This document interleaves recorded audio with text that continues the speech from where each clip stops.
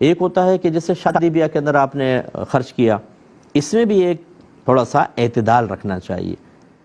جی پٹاخے پھوڑے ہم نے کتنے؟ 10 لاکھ کے، لا حول ولا قوت۔ ایک تو لوگوں کو اذیت، لوگوں کو تکلیف، دھما دھم۔ میں بعض اوقات اپنی بلڈنگ میں کام کر رہا ہوتا ہوں تو باہر وہ قریبی ہال وغیرہ ہے تو وہ کوئی آ جاتی ہے بارات، کبھی کبھی تو 1:30 بجے، 2 بجے، 2:30 بجے، اور اتنے زبردست دھماکے کہ میں آپ کو بتا نہیں سکتا ہوں۔ اچھا چلو ایک دھماکہ ہو گیا نا، آدمی تھوڑا سا ہلتا ہے، تھوڑا نارمل ہوا، پھر کام شروع کیا، دوسرا، تیسرا، چوتھا، حتیٰ کہ 10 منٹ 15 منٹ تک دھماکے دھماکے اور ہلڑ بازیاں، شور شرابہ۔ بعض اوقات ایسا ہوتا ہے، اس میں کیا لوگوں کی دعائیں حاصل ہوں گی؟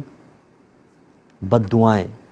جو شادی سنت کی ادائیگی کے لیے منعقد کی گئی تھی اور جس وقت مطلوب تھا کہ اللہ کی رحمتیں دولہا دلہن پہ نازل ہوں، ہم ساری برکات کو ختم کرتے ہیں۔ آپ کے گھر میں اکثر جادو ٹونے نہیں ہوتے۔ آپ غور کیجئے گا شادی کرتے ہوئے کیا کیا کارنامے کیے تھے ہم لوگوں نے۔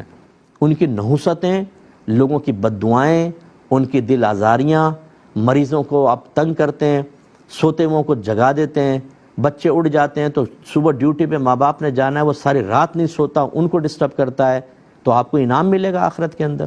آپ نے تو شوق پورا کر لیا۔ حرام ہے اس طرح کے پٹاخے وٹاخے پھوڑنا اور اس طرح کے ڈھول ڈھمکے بجانا رات کے 2:30 بجے کہ بیچارے لوگوں کی نیندیں برباد کر دیں آپ، اور کوئی پرواہ نہیں، ہم تو اپنی خوشی منا رہے ہیں۔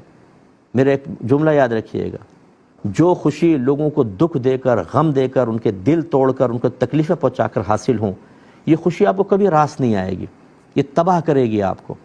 اس لیے کبھی آپ دیکھیں جو گولی چلائی، دولہا کو لگ گئی، دلہن مر گئی، 4 بچے مر گئے، آگ لگ گئی گاڑی کے اندر، پٹاخوں کے اندر، تو سارے جل گئے۔ پھر اللہ تعالیٰ ایسے بھی چیزیں دکھا دیتا ہے، اور یہ چیزیں اگر آپ کو نظر نہ آئے، آپ عافیت سے نکل گئے، تو گھر کے اندر بے برکتی، لڑائی جھگڑا، چچڑا پن اور فائٹنگ، اور خدا نخواستہ طلاق۔ پھر آپ یہ نہ کہا کریں کہ جی جادو ٹونا کسی نے کروا دیا ہے، سب سے بڑے جادوگر تو ہم بیٹھے ہوئے ہیں۔ کیوں نہیں آپ نے شادی بیاہ کے موقع پر ان مبارک چیزوں کو اختیار کیا کہ جن سے شادی کے اندر برکت پیدا ہوتی؟ ہم خوشی کے موقع پہ سمجھتے ہیں کہ قلم شریعت اٹھ گیا ہے، ہم بے شترے بے مہار ہو کر جو کرنا چاہیں کریں۔ اسی طرح بعض غم کے اندر بھی ایسے ہی ہوتا ہے، کلمہ کفر کہہ رہے ہیں، الٹی سیدھی حرکتیں کر رہے ہیں، اب ان کو کوئی سمجھا نہیں سکتا کیونکہ جی غم میں سمجھائیں گے تو لڑنا شروع کریں گے، کلمہ کفر نکال دیں گے۔ خوشی ہو یا غم، دونوں مقام پہ اللہ رسول کی تعلیمات کو فوقیت دینا یہ ہم پر فرض ہوتا ہے۔ تو یہ پٹاخے وغیرہ کے اندر مال ضائع کرنا اور بے جا اس طرح مطلب ہے کہ بہت ہی زیادہ ڈیکوریشن کرنا اگرچہ اس کی اجازت ہے، میں اس کو منع نہیں کہہ رہا ہوں، لیکن ایک لیمٹ تک کریں، ٹھیک ہے نا، ایک خاص احتیاط تک کریں۔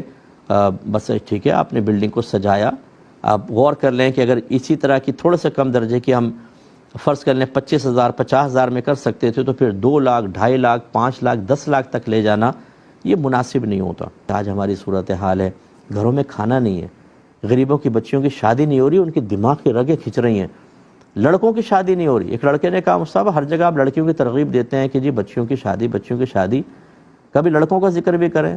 میں نے کہا خیریت کیا ہوا؟ کہنے لگے میری امی نے کہا 5 لاکھ روپے دو گے تو شادی ہوگی ورنہ نہیں ہوگی، نہ 5 لاکھ جمع ہو رہے ہیں نہ شادی ہو رہی ہے۔ یہ نے اس نے کہا ہم پر بھی نگاہ کرم فرمائیں آپ۔ تو یہ صورتحال یہ ہے، اس میں بہرحال کوئی برا نہ مانے، لیکن ہمیں ان چیزوں پہ توجہ کرنی چاہیے۔